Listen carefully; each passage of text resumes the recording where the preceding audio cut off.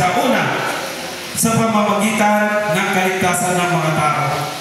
So basama lang ako sa verse no, sa chapter 2 verse 22 hanggang 39. Kung sa mga iyamang plano naman kay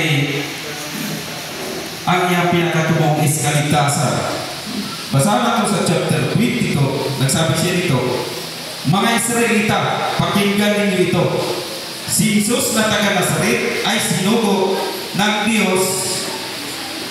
Pinatunayan ito ng mga himala, mga kababalaghan, at mga palatandang ginawa ng Diyos sa pamamagitan niya.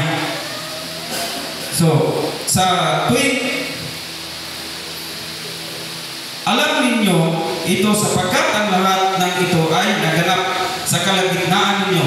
Sa 23, ang Jesus na ito na ipinagkanulo sa inyo ayon sa pasya at kaalaman ng Diyos sa mula pa ay ipinapabago ninyo at ipinapapatay sa mga taong masama.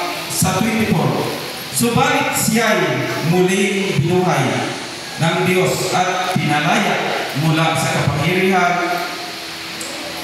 ng kamatayan sapagkat hindi maaaring siya'y bihagin nito. So, diyan natin sa tulong na verse. So, sabi niya dito sa